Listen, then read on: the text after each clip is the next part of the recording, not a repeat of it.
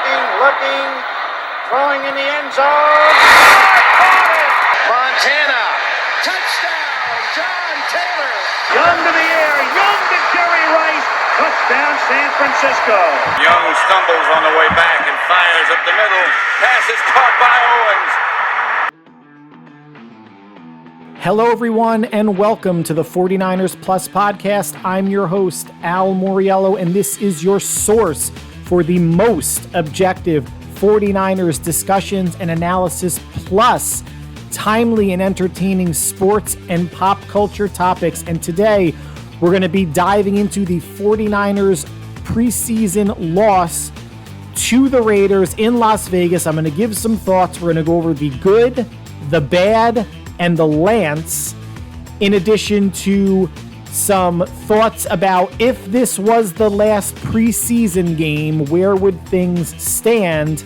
And of course, because 49er Twitter is melting down, there are some bad Twitter takes that I want to share. In the plus section, we're going to be talking briefly some CFL football and how that led to a naming discussion that I wanted to have, meaning team names that have been eliminated, specifically the Washington Commanders toying around with bringing back the Redskins nickname, which is a bad idea for multiple reasons. Foundation Season 2 sci-fi fantasy series on Apple Plus. We are halfway through the season. Want to talk about and recommend that to all of you, in addition to, once again, Chernobyl on HBO Max, since that series shares a lead actor with Foundation. And lastly, I wanted to give a review for the 12-issue comic book series FarSector by a Hugo Award-winning author that I thought was fantastic and a new take on the Green Lantern mythos, or at least a new Green Lantern character in particular. But like always, it starts with the 49ers, so let's get right into it. Let's talk Niners. And oh boy, you would think the sky is falling on social media, especially Twitter, a platform that I rarely engage in because there's really way too much hyperbole and stupidity after just one preseason game, but it's something worth talking about. And since it's preseason in the NFL, this is technically preseason for the 49ers Plus podcast as we roll into the regular season. I'm going to treat this like a regular season game, meaning giving the stats, really only the 49ers stats like I did last season. But if you didn't know already, the 49ers lost 34-7 at Las Vegas. A lot of 49er fans in the stands, maybe more Niner fans than Raider fans, or awfully close. Now, the 49ers had two joint practices with Las Vegas leading up into the game. And by all accounts, the 49ers on both sides of the ball, both offensive and defensive lines, they were bullied by the Raiders. And that seemed to carry over into the preseason game as well. Now, stat-wise, we're going to dive into at least this first one. Trey Lance, 10 of 15 for 112 yards, 1 touchdown, and 2 near interceptions, a 111 rating, which is wildly deceiving. Sam Darnold, 5 of 8 for 84 yards. Kyle Allen, 5 of 8 for 36 yards. Ty Davis-Price at running back ran the ball for 29 total yards, 3.2 yards per carry. Jordan Mason, 5 for 15. Ronnie Bell on a jet sweep, 1 for 15. Jeremy McNichols, newly signed, 4 for 7. And Kalen Laborn, undrafted rookie free agent out of Marshall, 1 for 0 yards. The team, they ran 23 times for 69 yards, 3 yards per carry. Receivers, rookie Ronnie Bell from Michigan led the way, 3 for 58. Chris Conley, 3 for 47. Tight end Ross Dwelly, 3 for 18 and a wild touchdown. Tight end Troy Fumagalli, 2 for 30. Rookie Isaiah Winstead, 2 for 22. Second-year player Tay Martin, receiver, 2 for 15. And rookie tight end Cameron Latou, 1 for 9 and a fumble. On defense, second-year linebacker Marcelino McCrary-Ball led the way with 6 tackles, along with rookie linebacker Jalen Graham with 6. Samuel Womack at corner with 4. Jair Brown, rookie safety, with 4. And Cleveland Farrell, acquisition from the Raiders, had the only sack on the day. Kickoffs, since Ray McCloud is injured, Ronnie Bell and Deshaun Jemisin handle those. They averaged 19 each per return. Punt returns were between Bell, Jemisin, and McNichols, and really no one did anything there. Rookie kicker Jake Moody, introductory preseason game to forget, 0 for 2 from 40 and 58 yards. But most importantly, the 49ers get out of this game with no injuries, and they got valuable reps for all their young players. When I spoke about injuries going into the game, Ray McLeod in a joint practice with the Raiders broke his wrist. He's out for up to 8 weeks, which is why Ronnie Bell and Deshaun Jemison were handling punt return and kick return duties. George Kittle, hip strain, he's out for about a week. Dre Greenlaw, hamstring, about the same. Darrell Luter Jr. is on PUP with the knee issue. And Jalen Moore, who had been out for a while with the knee issue, did play. And like the entire offensive line, did not play that well. Let's start with the good. Rookie Ronnie Bell, like I mentioned, his stat line, 3 for 58 receiving, 1 for 15 rushing. Did have a ball, high pass, but easily catchable, go through his hands. That led to an interception and did contribute on kick and punt returns. Kyle Shanahan was part of the good, but only for this. He won a challenge early in the game that was similar to the NFC Championship game when Devonta Smith made a catch down the sideline inside the San Francisco 10-yard line, which was not a catch, but he did not challenge and led to an Eagles touchdown. Similar play, a sideline pass, a nice attempt, a diving attempt by a Raiders receiver, was not caught. Shanahan was on top of it with the challenge flag, and the play came back. So Shanahan, in my mind anyway, learning from a deep diving catch that was not, and got the challenge flag out quickly to negate a long gain. Cleveland Ferrell, in limited duty, played well, good holding the edge on some run plays, and a good quick swim move. He's not known for a quick first step, but did beat the left tackle for a sack in the first half. In the secondary, Ambry Thomas and Samuel Womack, both pretty good in coverage and also in run support. Now that's good to see since Charvarius Ward and Diamador Lenore are the starters.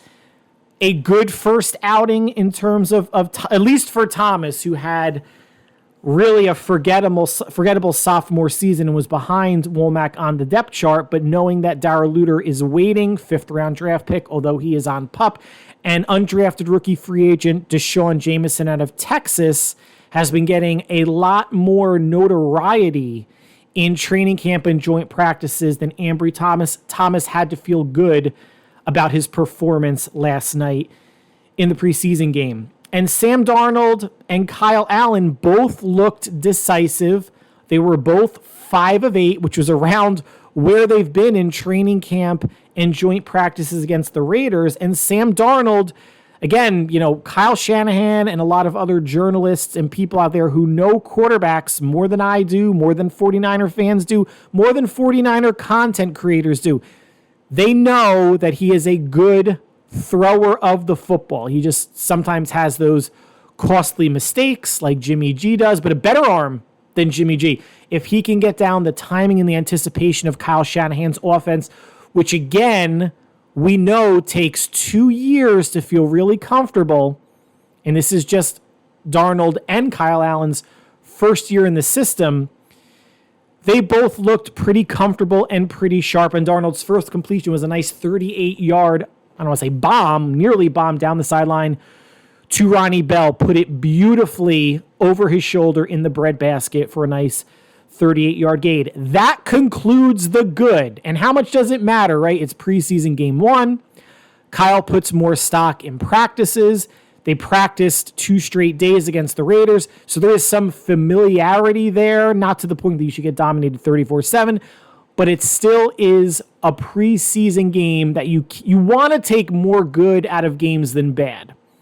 There was just not as much good as there was bad. Overall, the run defense, bad, especially in the first quarter. They were gashed by second-year running back out of Georgia, Zamir White. Overall, 35 rushes.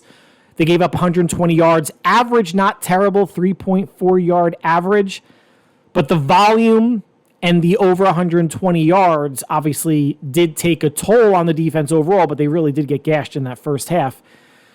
Pass defense, not great when you have 4th-round rookie Aiden O'Connell out of Purdue, looking calm, looking comfortable, looking like a seasoned veteran, 15 of 18, 141 yards, and a touchdown. Again, preseason game 1. How much do you want to take out of that?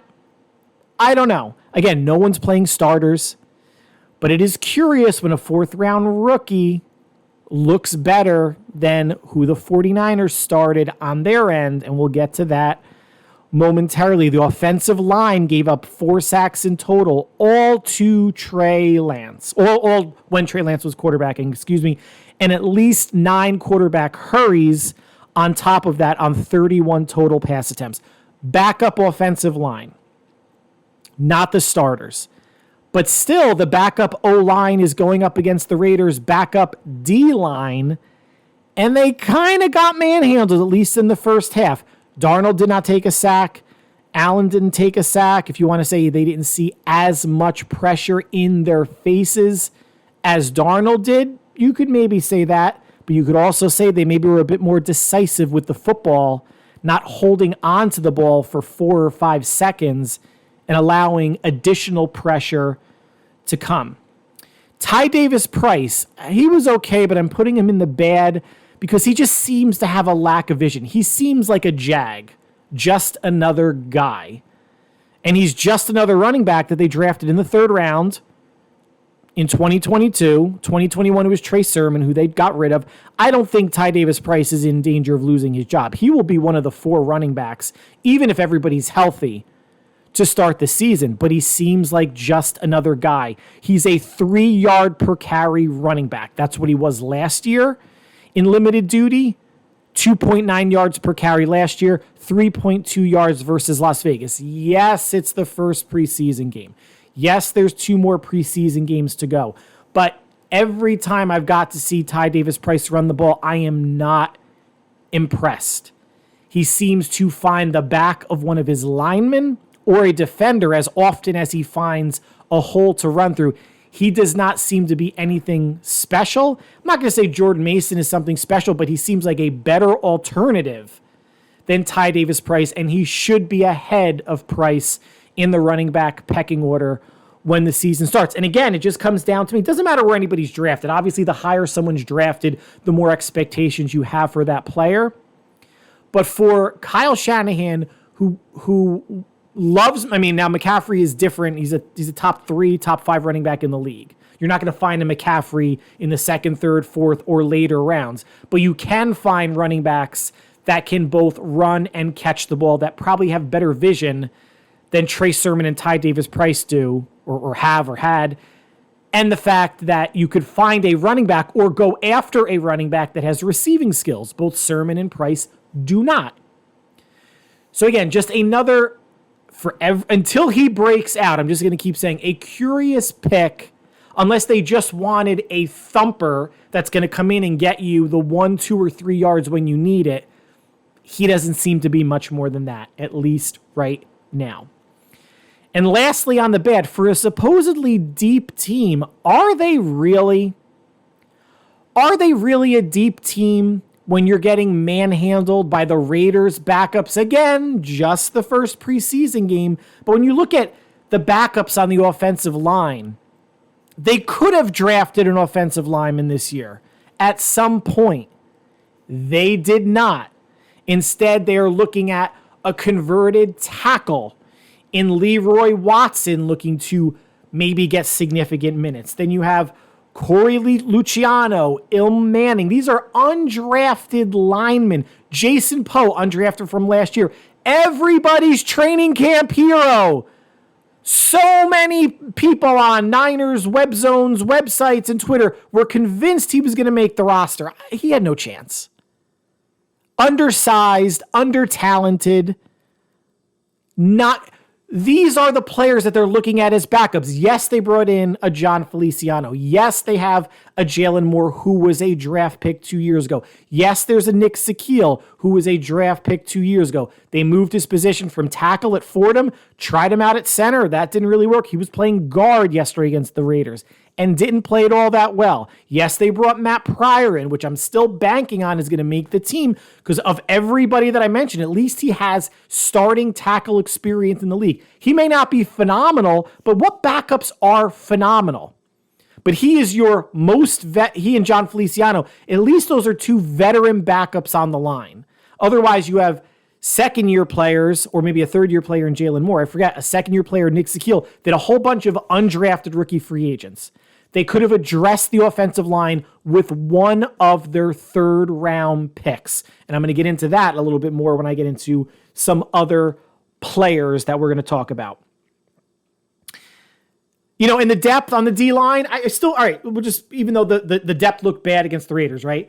I think the depth in the secondary showed some promise yesterday. The D-line, I still like the D-line going 9 or probably 10 deep. The linebackers, I think it's going to be difficult choosing between two rookies and a Marcelino McCrary ball for the 4th and 5th spot. Battles are won in the trenches. The Niners' O-line could be a concern if they have to deal with Trent Williams being out for a couple games, or even Colton McKivitz or a guard. The depth behind the starters is not great, but we didn't see starters, so you can't take a ton away and say the sky's falling. But I will say, are the Niners actually a top-heavy team or a deep team? I'm not so sure that they're as deep of a team talent-wise as a lot of people are giving them credit for. Like all teams, you have to hope for minimal injuries to make a successful playoff run. So we had the good, we had the bad. Now we have the Lance, the Trey Lance, who's falling somewhere in between those two adjectives. If you woke up today and just read the box score, 10 of 15, 112 yards, a touchdown, and a 111 rating, you thought he played well. He didn't. That might be the most deceiving stat line in recent memory. He oversaw 3 consecutive 3-and-outs on the 49ers' first 3 drives. On his first 3 throws, he double clutched the ball and was sacked on 2 of those throws. Did he get a little bit better as the game went on? Yes. But the double clutching, and this even happened on slower developing 7-step play action drops, indecisive, clutching the ball, pumping, not sure where to go, slow to throw it away. He did show some nice escapability on a couple plays, but again, he's not a Vic. He is not a Lamar Jackson, not a Josh Allen, not a Randall Cunningham, not a Steve Young, not a Russell Wilson. He's not even a Brock Purdy in my mind. Purdy, even though he wasn't running the ball downfield, showed more pocket awareness, elusiveness, and escapability to keep a play alive and throw downfield with more decisiveness.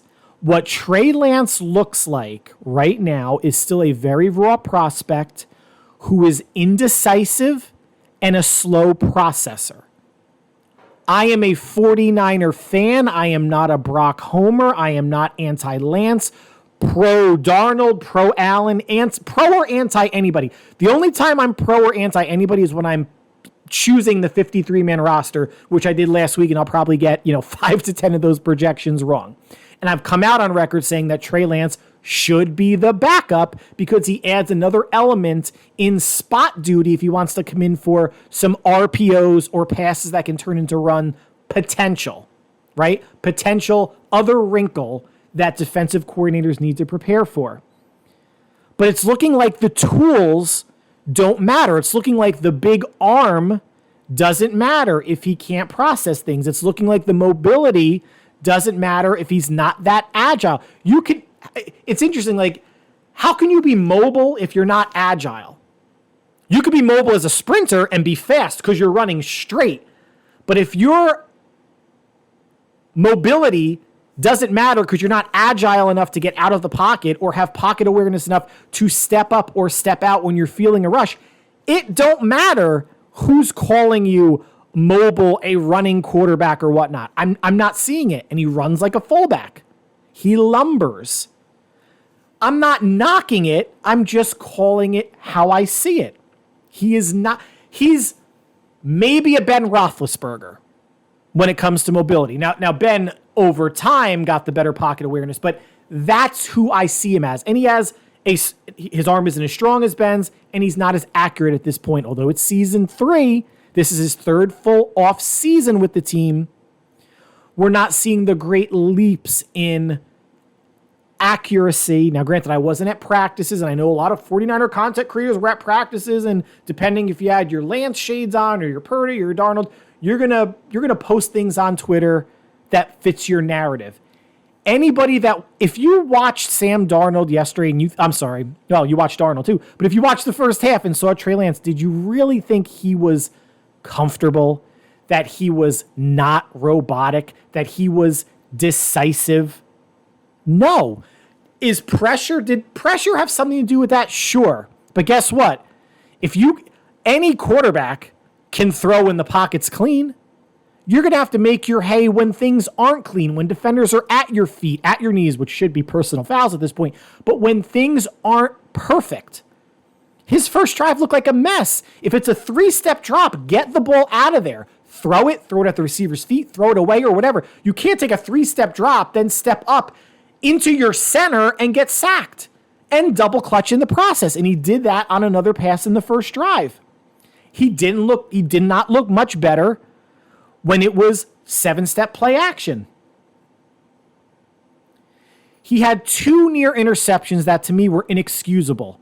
One was a touchdown where he rolled left. Again, it was a deeper drop, a slow developing play, rolled left, threw back across his body in the middle of the field.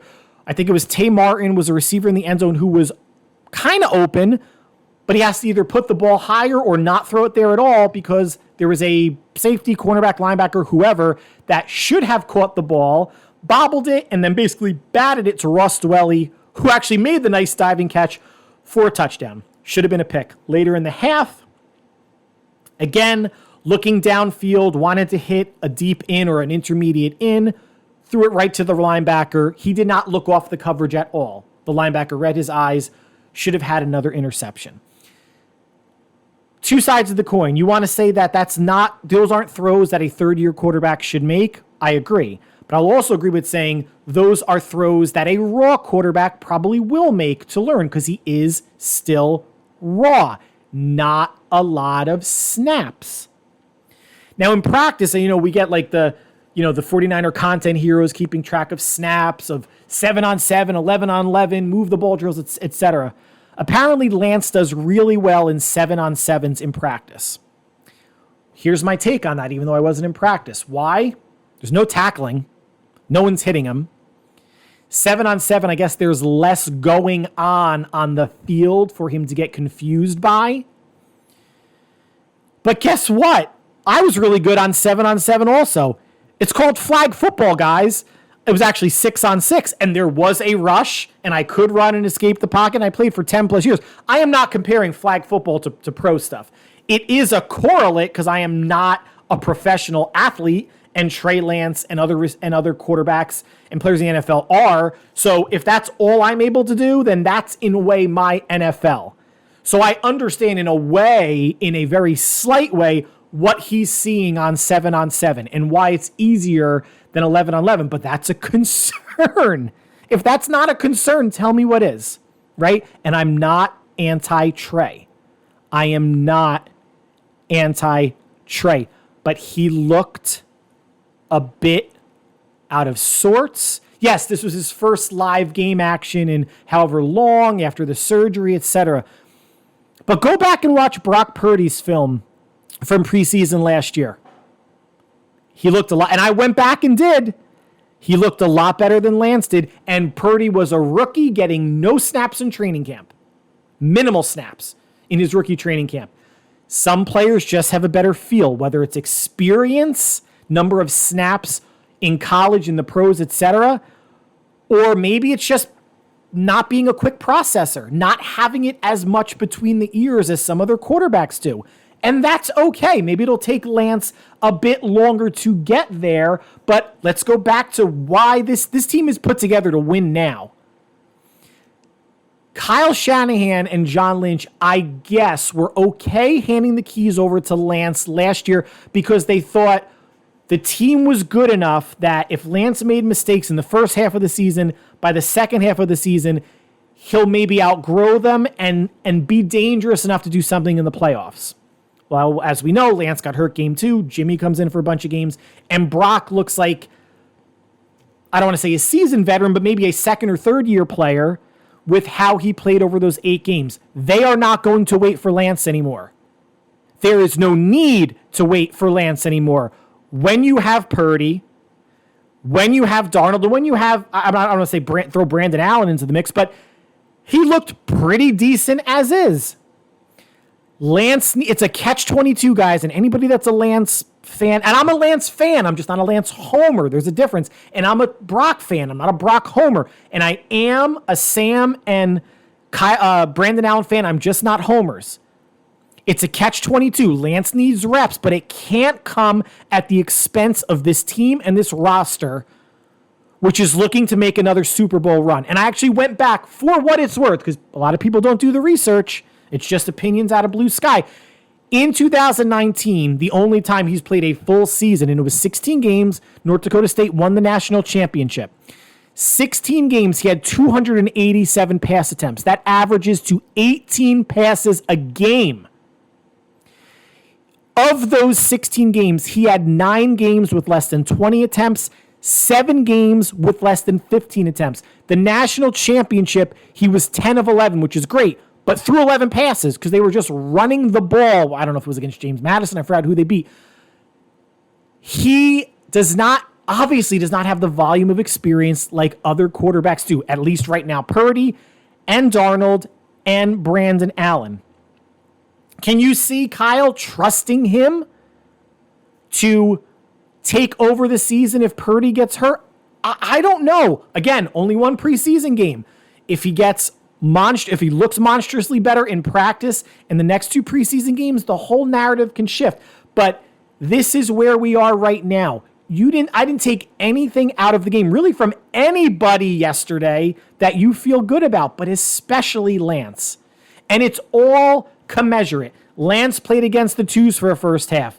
Darnold and Allen played against 3s or potentially 4s in the second half. But that's across the board, right? You have your third string O-line against the third string D-line. Your third string receivers and tight ends and running backs against their third string quarterbacks and linebackers. And it's all commensurate. Everybody's on equal footing. I don't want to hear, well, if Lance had McCaffrey and Kittle and Debo and Ayuk, well, then guess what? The Raiders would have had their first team on the field as well. And that the results might have looked the same. And 10 of 15 is basically Lance's college line for 16 games, right? That's all Lance was asked to do in college, was throw the ball on average 18 times a game. Shanahan is asking more. It's probably overwhelming for him. It's got to be San Diego State, North Dakota State's offense versus Kyle Shanahan's offense. Yeah, I think one's more complicated than another. I think we're going from college level courses to middle school social studies. Right? Guys, Lance isn't getting cut. I'm not a proponent of that. It'll never it shouldn't happen, and it'll never happen for a significant reason. There's a $14.6 million cap hit if he does, and a negative $5.3 million in savings. This is per overthecap.com. Now, no one's quoting this number, but that means if you have a $14.6 million cap hit plus negative savings, that means it's basically a $20 million total cap hit if he gets released. He is not getting released. I don't care how many Trey haters are out there, and unfortunately they're out there, he is not getting released. If he gets traded, 5.5 on the cap, 3.7 million in savings. Who's going to want him? Played out differently, right? Say he continues on this, plays this way in well, no one's going to see practice, but they'll read clippings in preseason game 2 and 3. Who's going to want that?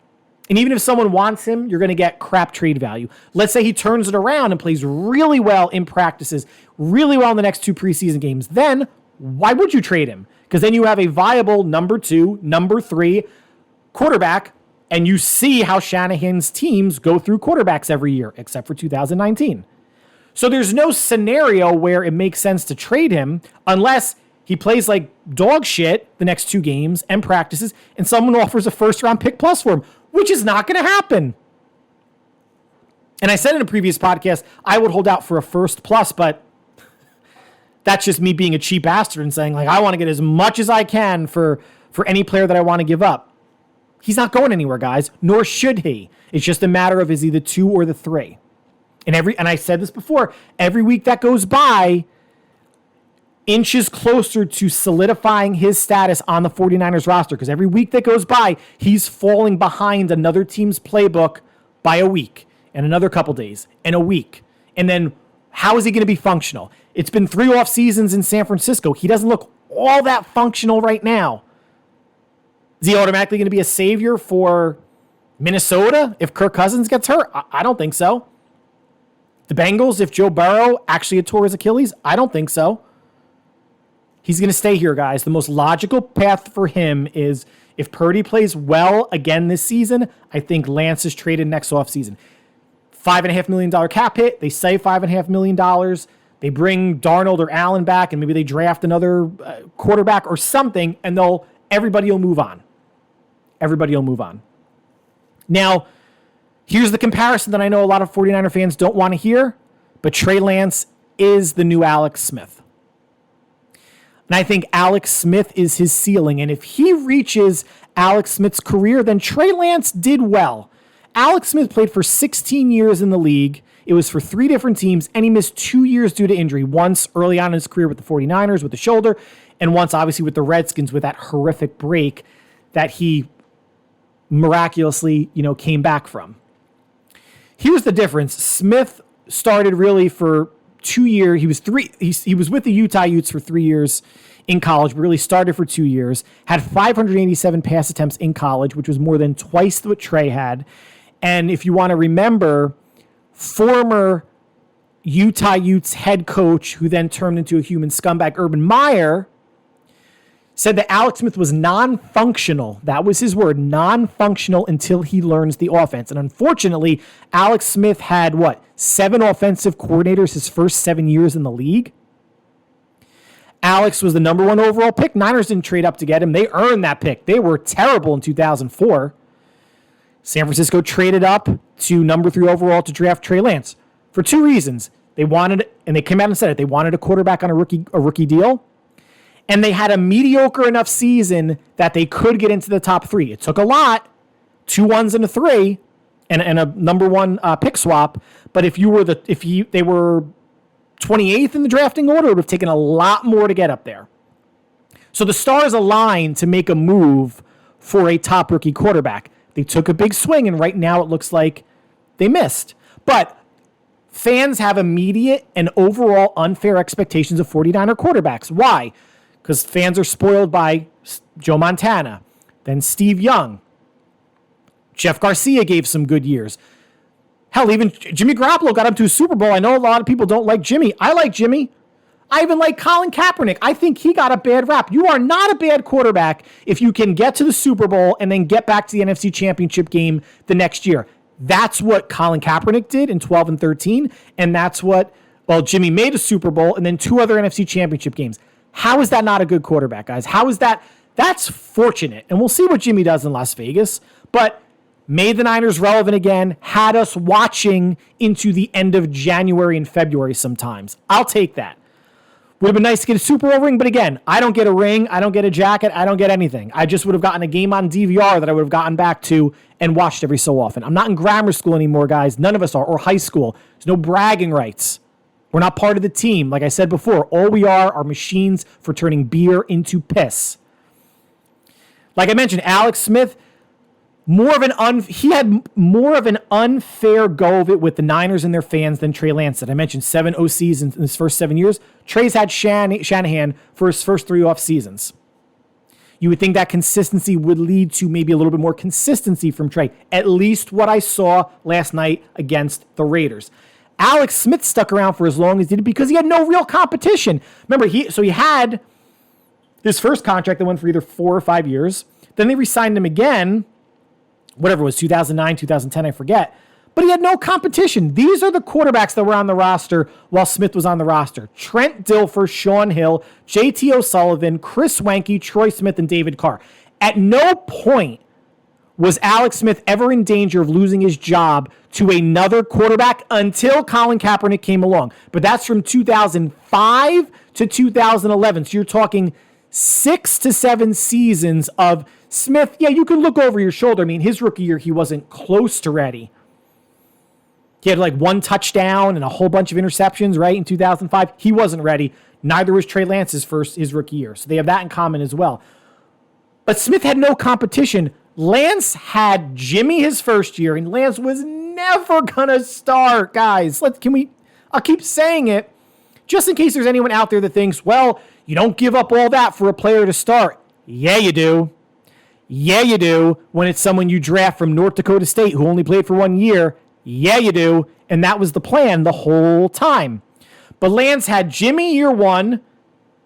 Then he gets hurt, and there's Purdy who lights it up in year 2. And now year 3, he has Purdy, Darnold, and Brandon Allen, who also has more experience than him. 31-year-old quarterback, been in the league for 7 or 8 years. That experience counts for something. The tools and the ability and the talent are nice. But again, those are ingredients of the meal. But if they're undercooked, underprepared, or seasoned improperly, it's not going to lead to a good dinner.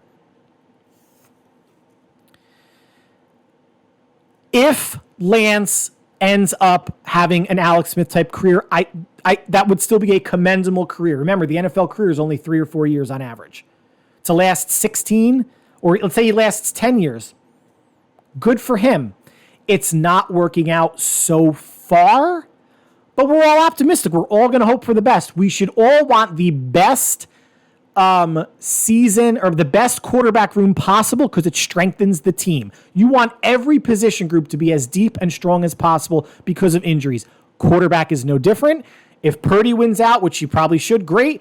If Lance is number 2, great. And if Darnold is number 3, great. And Allen ends up on the practice squad, great. Then they're insulating themselves as best they possibly can from any sort of injury. Even though last year was a fluke, why roll the dice in that instance again? And the last thing, I want to say for all coaches, and Shanahan is no exception, like he looked at the skill set, right? And he talks about playing 11-on-11 football, and that's using Lance's mobility and making the defense defend everybody, including the quarterback.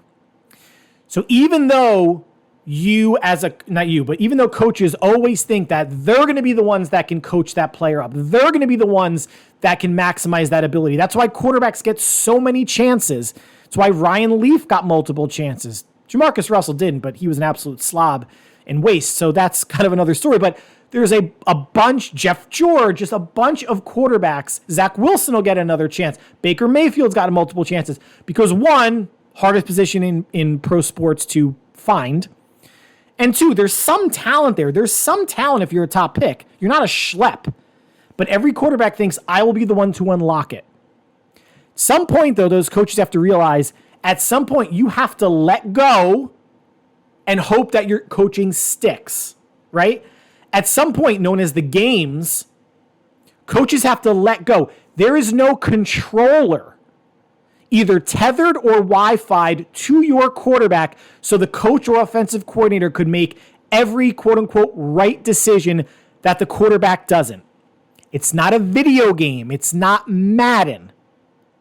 You coach the best you can, you let go, and hope the quarterback makes the right audible, makes the right read, on time, decisive. And if it's true in a way that the quarterback is an extension of the offensive coordinator or the head coach who has an offensive bend, then that quarterback is Brock. That's why he's QB1, and it's pretty darn clear right now. So a couple last segments. I'm going to call this the If This Was the Last Preseason Game. And it's not. It's the first. If this was the last preseason game, Ronnie Bell makes the team. Now, he may make the team anyway because of Ray McCloud's injury, but he looked pretty good. He showed, at least in one game, that he can field kickoff returns. And kickoff returns don't even matter now, right? Remember the fair catch rule. You fair catch the ball anytime, anywhere inside the 25-yard line, it comes out to the 25-yard line. Showed a couple, he fielded a couple punts. Now, it was indoors, no wind. Let's just take that into consideration, too. But if this is the last preseason game, Ronnie Bell makes the team. If this was the last preseason game and tight end Cameron Latou was a 6th or 7th round pick, he would get cut. He has not had a good training camp, a lot of drops, was part of 2 illegal formation penalties. His only reception resulted in a fumble inside the 49ers 10-yard line. I thought it was Willie Snead, for whatever that's worth, meaning he didn't look all that big. He didn't look on TV like tight end size when that ball got punched out. Obviously, he's in the 250, 245, 250, 55 weight range. So that was visually just my bad angle or just incorrect read. But if he was a 6th or 7th round pick, he would get cut. He will probably make the team, but it's only because he's a 3rd round pick. Ambry Thomas at cornerback, 3rd year, had a nice game. And if this was the last preseason game, he's going to make the decision hard for Shanahan and Steve Wilkes on if he should be one of the probably 5 cornerbacks to make the team. I want hard decisions for the coaches. I don't want it to be easy because that means the depth is even worse than it looked last night against the Raiders. If this was the last preseason game, Marcelino McCrary, Ball, D. Winters, and Jalen Graham at linebacker are going to make it tough on Steve Wilkes. I did say, I don't know how comfortable I would be to have 2 rookies as part of the 5 linebacker rotation, but Jalen Graham led the team in tackles. D. Winters flashed a couple times, and McCrary Ball led in tackles also with 6. Again, let's make the decision difficult. And if this was the last preseason game, Zane Gonzalez may make it over Jake Moody. Now, there's a lot. Jake Moody's been looking good in practice, and Zane Gonzalez has been looking just as good in practice. I fully anticipate Jake Moody to be the kicker, and the 49ers will probably try to flip Zane Gonzalez for a pick because they traded Zane Gonzalez with the Panthers. I think it was a conditional draft pick, so I think that condition is probably if he makes the team, Carolina, you probably get a 6th or 7th, say a 7th round draft pick. I don't know the particulars, but that would probably make sense to me. But if this was the last preseason game, would Kyle Shanahan be comfortable leaving kicking duties, pressure kicking duties, regular season games to a rookie? I don't know. Now, I'm sure Moody's going to make the team. I'm sure he's going to be fine. He showed a big leg on that 58-yarder, which he missed. He missed ridiculously wide right, but it looked like that could have been good for maybe 65 plus. But here's the curious thing about that. The fact that it was a 3rd round pick again, and the fact that Zane Gonzalez was on the team already. They made that conditional pick for Zane Gonzalez with the Panthers before the draft, so they could have used that 3rd round pick on, a backup offensive lineman, another corner, something. Jake Moody will be fine, guys. He'll be on the team. If they did not have a kicker on the roster at all and they drafted Moody in the 3rd, it would have made a little bit more sense than drafting him when you already had Gonzalez. This is not knee-jerk reaction. It's like a cause and effect type thing. And listen, if they get a 7th round, 6th round pick next year for Gonzalez and Moody straighten things out, great. Again, only the first preseason game, but this section was if this was the last preseason game. Let's end with bad Twitter takes because you know Twitter be melting down, yo. It certainly is. Here's the first. Honestly, the 2 dropped interceptions by Lance weren't good, but besides those, I thought Lance played solid. No, he didn't. If you're just looking at the stat line and didn't watch the game, you could maybe make that takeaway. But if you watch the game, solid is not the adjective I would use, nor should you use, Twitter idiot. Next one. Yeah, people are overreacting, but I think Lance did good. C- grade. In what educational system is a C- good? And if you consider a C- good, then you earn your moron or idiot moniker because that's probably what you're going to max out intellectually in school. Now, this one came with an image from a notorious Lance homer and overall moronic content creator. But here was the quote. Lance's 3rd sack, 0 separation. And the picture was of the 4 receivers from the 49ers in the pattern. The pattern just started and they were all 4 yards downfield, meaning they were all basically running into the corners and linebackers they were covering them. Just take that mental picture. He just said hike. No receiver is farther than 4 yards downfield, everybody is still running in a straight line, and everybody has a Raider corner or defender in front of them. And the quote was, Lance's third sack, 0 interception, 0 separation. 1, Lance wasn't sacked yet. 2, the receivers are only running a straight line right now. 3, they're only 4 yards downfield. They haven't even reached the Raiders defenders yet. And Lance is not even close to being sacked yet. Lance does get sacked, but don't tell me it's because of 0 separation when the screen grab you picked was so stupid. And let's not, we got to include a racist one. We can't end on just stupidity. Let's end on a stupid racist. Here's the quote. I know all the Trey-hating Klan club are busting their nuts right now. Now, I appreciate the back end of that. I guess a way to maybe diffuse the racism in a post is to talk about ejaculation. I guess maybe because ejaculate is white and this racism was clearly coming from a person of color. Maybe that cancels out. I don't know. But this is what we're dealing with, folks. It's not only stupidity, but it's racism as well. And more calls for, journalists that are racist and they're not covering equally, et cetera, et cetera. Again, a treasure trove of quotes to share with you, the audience, but widespread hyperbole and stupidity and meltdowns on 49er Twitter. I love to scroll, but I can't respond because I just can't. I respond to some that are having like a decent discourse, but boy, is it toxic. And that will conclude the 49ers section of the podcast. Went a little longer than I thought, but hopefully you took some perspective out of it. Coming up, we're going to be talking Washington Commanders potentially going back to the Redskins moniker, some CFL football briefly, Foundation sci-fi series on Apple Plus, Chernobyl on Max, and FarSector, a comic book series written by a Hugo Award-winning author. I will discuss all of that and more. Hope you stay with us. It's plus time.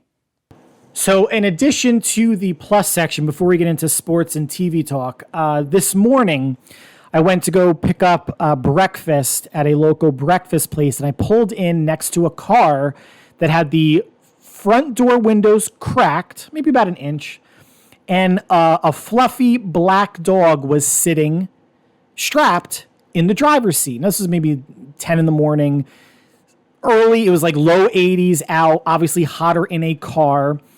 And I went inside, to pick up my order, and there was someone else waiting for pickup. And just to satisfy my curiosity, I asked the woman, "Hey, is that your cute black dog that's in the car out there in the front seat?" She's like, "No, I don't have a dog. I'm parked across in the whatever color car." So that just absolutely infuriated me because I assumed the only reason that you would leave a dog in the car on a summer morning was to pick up food somewhere. Even then, that's nothing I would do. So if you don't know, I have a dog. He's going to be 13 in September. He's a Cavalier King Charles Spaniel. His name is Charlie, black and tan. If you don't know the breed, essentially he looks like Lady from Lady and the Tramp. We love him to death. Me, my wife, our kids were all over him. He's a lap dog, a cuddle bug, such a good boy. And seeing that from me, who I was never a dog person before getting Charlie, aggravated me so much. So I had to, once I found out that the woman that was waiting with me, it wasn't her dog, just mentioned to the woman behind the counter, like, "Hey, just so you know, there's a dog out there in the car. Obviously, no one's picking up their food. Someone's having a meal here." And I think I said something like, "And it's a shitty thing to do to a dog. It's a black dog. It's hot out." She's like, "Okay, I'm going to, I'll try to say something." And she came outside with me. She's like, "What car is it?" I'm like, "This one." And it was a maroon Honda something SUV that was parked next to my car.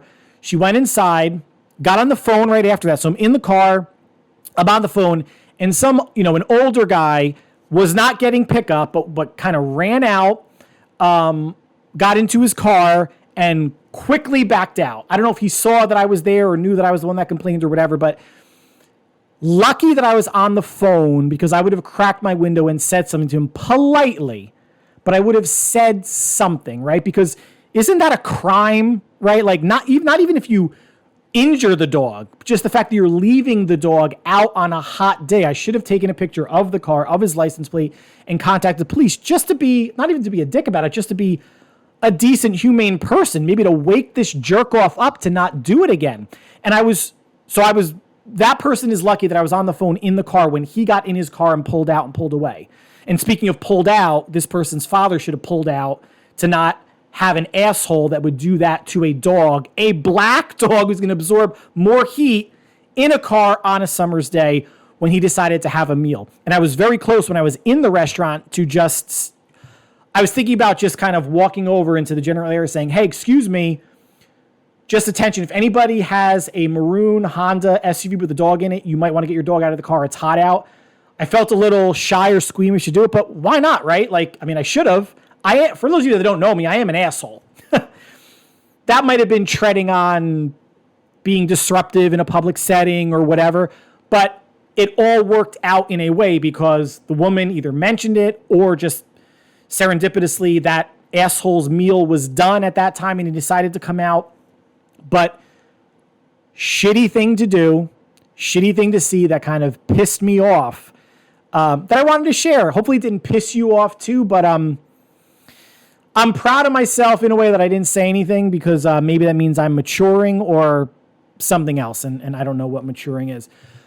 But let's get back to football. So I was watching a CFL game earlier. It was, I guess, earlier on in the week. Winnipeg Blue Bombers and the Edmonton Elk. Now, I'll generally watch football if I stumble across it. I'll watch CFL games. I've watched XFL games, USFL games, the defunct AAF. I've watched arena games. I've even watched men's flag football when it's on, like the Ocho or whatever. I don't hunt out these of course, college football. I'm not hunting out these lesser football leagues, but I'll watch, right? It's like good background noise. When I was watching Winnipeg versus Edmonton, I did a double take because I thought, wait, wasn't the Edmonton team in the CFL the Eskimos, not the Elk? So I had to go online and do some research, and apparently they changed their name from the Eskimos to the Elk in 2020. So I guess I haven't been paying attention to the CFL the past couple of years to realize that. Their uniforms did not change. Their helmets did not change. There is still an E in, I think, like a yellow circle against a green helmet, if I'm remembering that correctly. So going from Eskimo to Elk, they kept the alliteration. They kept the E. The helmets are okay. They didn't have to overhaul everything the way that the Redskins did to the Commanders. But apparently, even looking stuff up, apparently Eskimo is an offensive term. It's been widely replaced by Inuit. When you think of Eskimos, don't you think of like cute characters of people wearing parkas and igloos and doing stuff in the snow? And, isn't there something called Eskimo kisses where you just kind of like rub your nose together, and they've gotten that from Eskimos? I did not realize that that's become, a derogatory term, much like everything. Who knows what are not derogatory terms anymore, right? But that made me go back and think about how a couple weeks ago the Commanders were sold to Josh Harris and a group for $6.05 billion. And that group included Magic Johnson.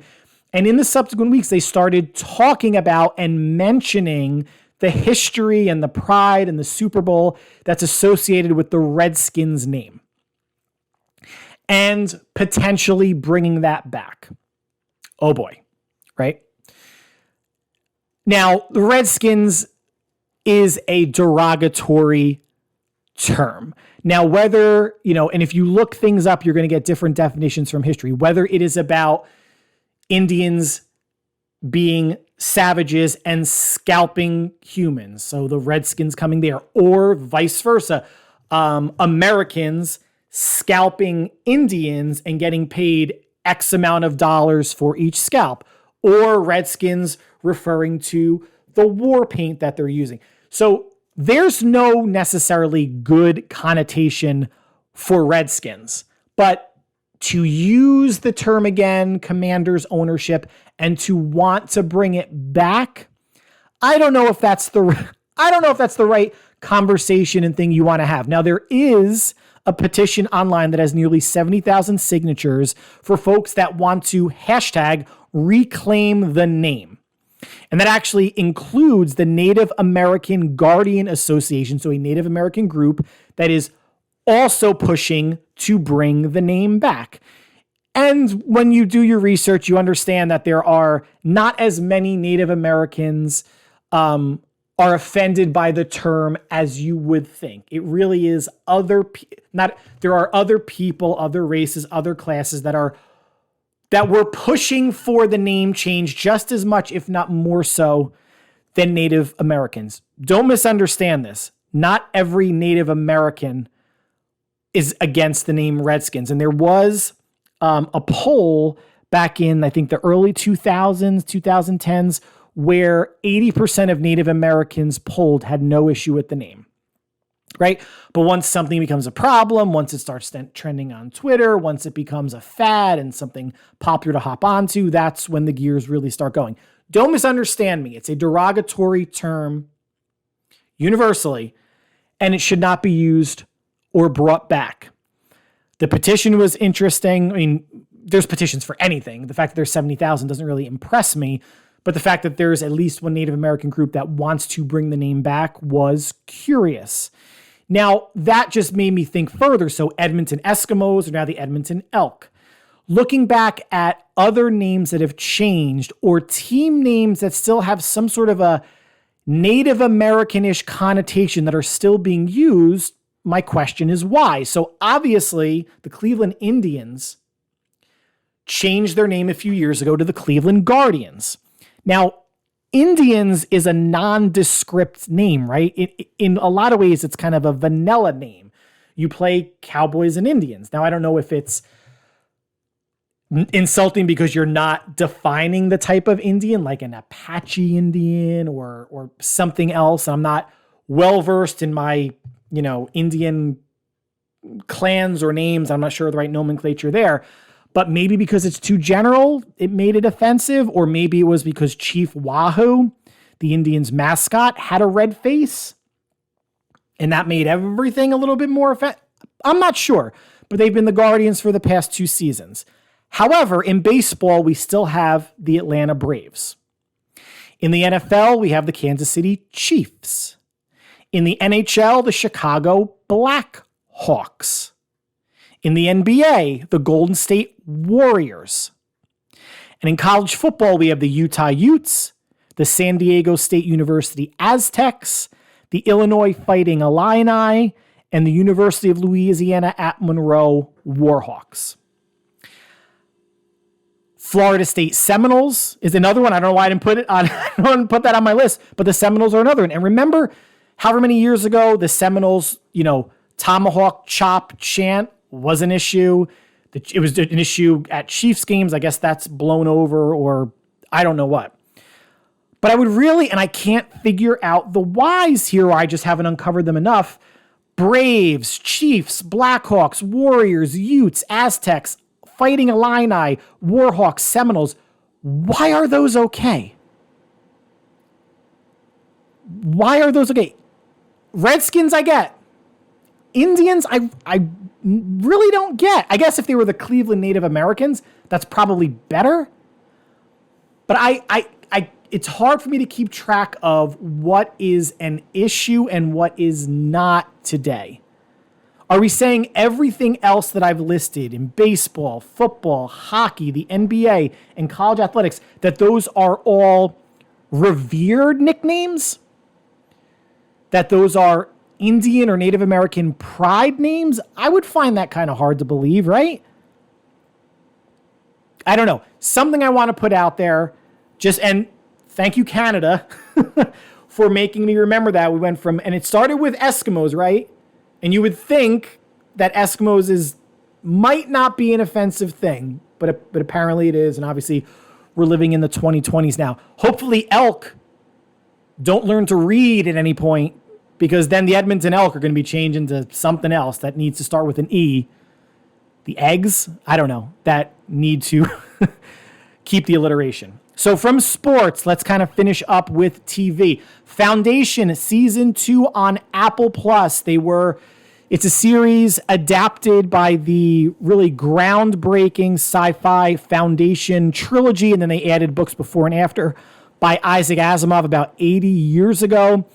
First season, okay. I thought it had to establish the world and the universe and psychohistory and the science behind it. Season 2 got a 72% on Rotten Tomatoes. Feels about right. Season 1 rather did. Season 2 got 100%, which seems high. Maybe there aren't that many reviews. Now, overall, between the two seasons, critics are giving it an 86%. Feels about right. Viewers, a 68%. Widely considered unfilmable for the longest time, which I understand why. Not an action-packed book, more of a thinking person's science fiction story. Not a lot of riveting drama going on, but the artistic changes that were made by the showrunners and the creative staff, I am a big fan of, and the biggest one being the overall story, just to kind of go back. Season 1 setting up the premise that a psychohistorian, Harry Seldon, played by Jared Harris, foresaw the fall of the Galactic Empire. And it wouldn't happen for hundreds, if not thousands of years. So he set up what he's calling a foundation on a planet super far from the main planet. The main planet is Trantor. And he sets up a foundation of people to preserve the knowledge of mankind on a planet called Terminus.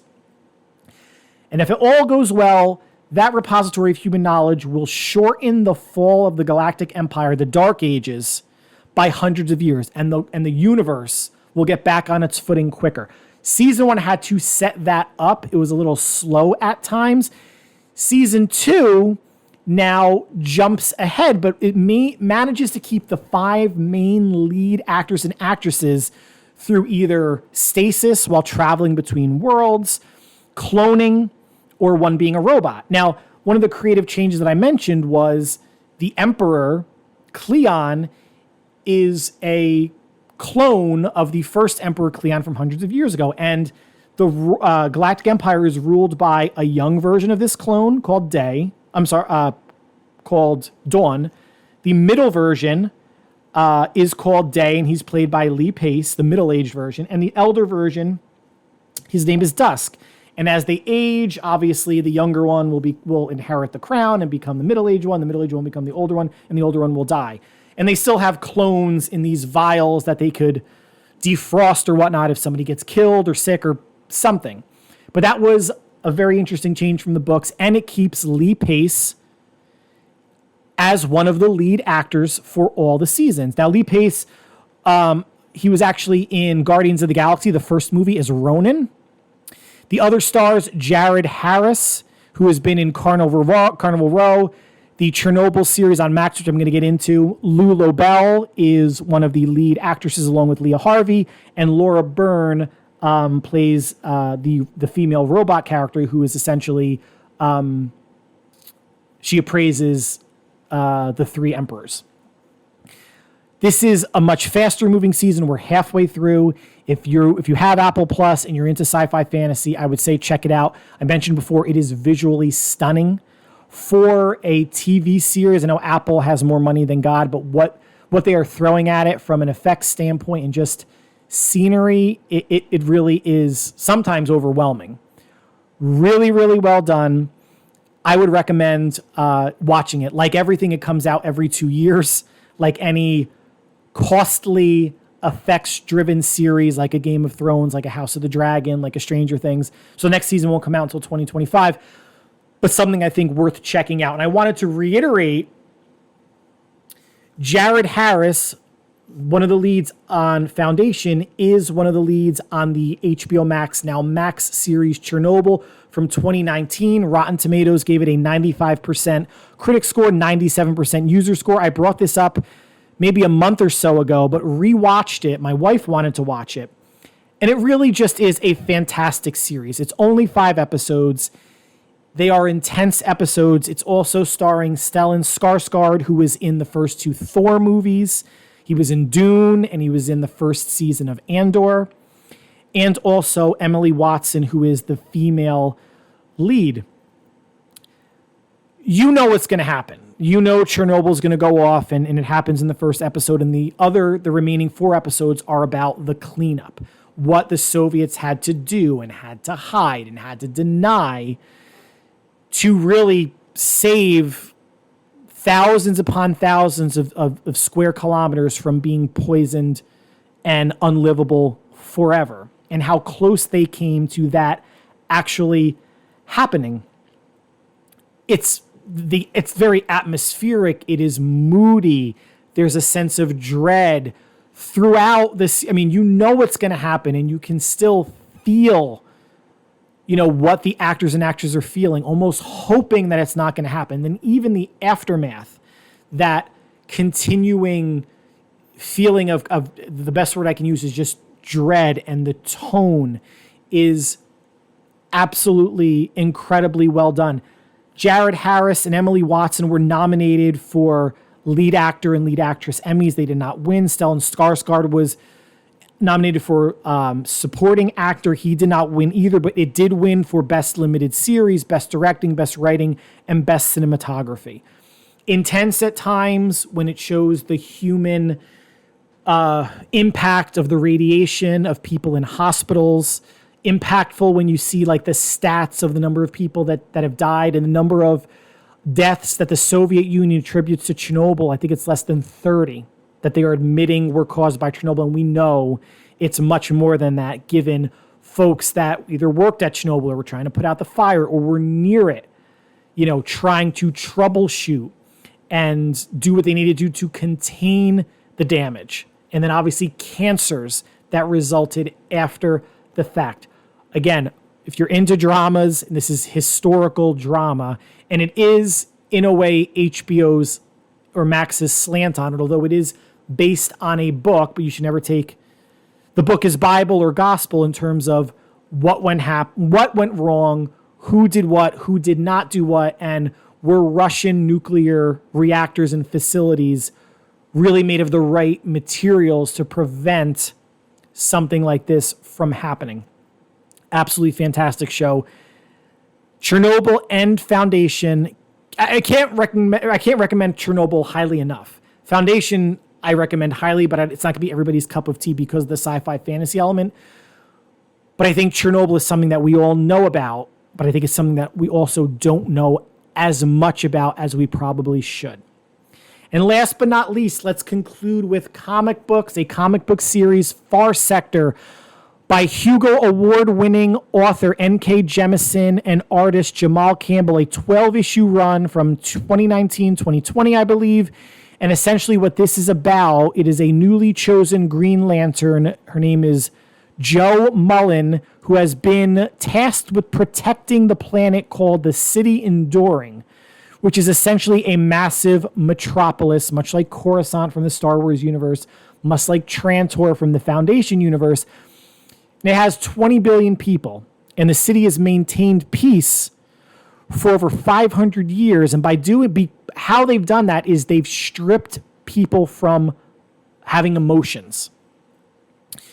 As a result, violent crime is virtually unheard of, but the first murder has happened in 500 years, and this Green Lantern, Jo Mullein, is brought in to investigate why.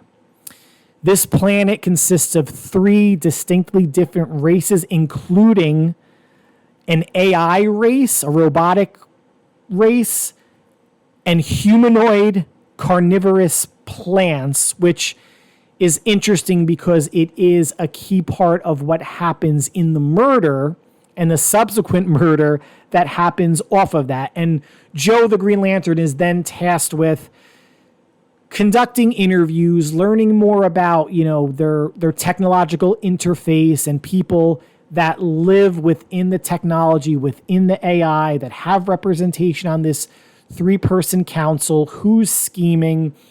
This is a very dense book in terms of the themes it's dealing with, and there are very human themes. Even though it's sci-fi fantasy, there are themes that we can easily identify with. Why certain people, not why, but certain people being suppressed, certain people experiencing racism, unjustly accused of things, having to deal with violence, having to deal with murder.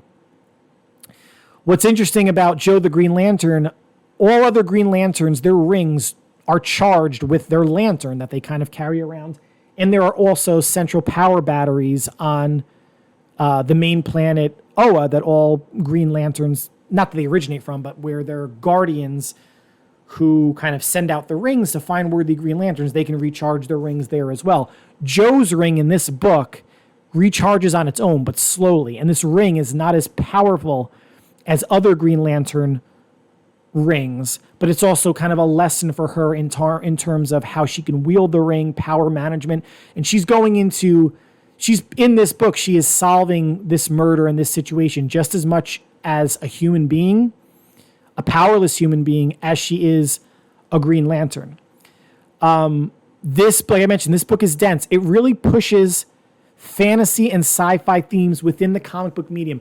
Comic books are generally not sci-fi. They're fantasy. Even outer space, books that deal with cosmic things like Guardians of the Galaxy, for instance, Silver Surfer and Thanos from the 90s. It really is more fantasy than sci-fi. This definitely had a pretty heavy sci-fi bent, which I appreciate because that's not something that I'm reading in a comic book medium. Usually it's in a novel that I'm reading or an audiobook that I'm listening to. The writing and the art are fantastic. The dialogue, the internal dialogue, the world building, linguistically and visually, is fantastic as well. And this book was part of DC's Young Animal imprint, which were really highlighting new, not necessarily young authors and artists, but new folks to the comic book game. It was disbanded after a couple years, but the character Joe, the Green Lantern, is still part of the DC universe. That was a nice keep from this book. And like I mentioned before, author N.K. Jemisin won the Hugo Award, and that is sci-fi and fantasy's highest award you can give to an author for her Broken Earth trilogy. But on top of that, she won the Hugo for all 3 books individually. And she's the first author to do that for a trilogy, and she's the first author to win the Hugo in 3 consecutive years as her books came out in consecutive years. I want to check out, these books. I really like N.K. Jemisin as a writer. I'm not sure if she's doing anything else comic book wise, but she is someone that I want to follow. I think her books are very heavy sci-fi. There's a fantasy element to it as well. I read the synopses for her books. I'm not going to go into explaining that because I won't do it justice and it may seem confusing to the audience. But I think she is a writer that, again, if you are a sci-fi fan and reader, N.K. Jemisin, the Broken Earth trilogy, she has written other books as well, may be something that you want to check out. And I think if you are a comic book fan and a fan of fantasy and a fan of sci-fi, you get 12 solidly written and illustrated, beyond solid, issues, FarSector. And if you buy it on Amazon, it's a $30 cover price comic book, which in itself is a deal because comics are basically $2.99 and you're getting 12 issues, so that's $36. And you could probably get it cheaper on Amazon or eBay. I think, again, comic fan, fantasy sci-fi fan, if that's you rolled into one, I think it's a 12-issue series you will enjoy and you will certainly get your money's worth. That concludes the 49ers podcast for this week. Like always, I want to thank you for taking your time out of your busy schedules to listen to me ramble on about the 49ers and other things. Hopefully you found it entertaining in some capacity, and hopefully you found it objective in a lot of other capacities. The 49ers' next preseason game is Saturday, so I will try to be timely once again, coming out with a podcast on either Sunday or Monday. But until then, try to stay off Twitter. It's going to be super toxic. Good news, they walked out of that game with no injuries. Even though they did not look good, the 49ers are still pretty healthy, which is really all you want coming out of the preseason, and to not look like you're falling over your feet. And they did look like that at times against the Raiders. But once again, thank you for listening. Next podcast coming Sunday or Monday. Until then, have a happy, healthy, and very safe week, and we will talk soon. Take care.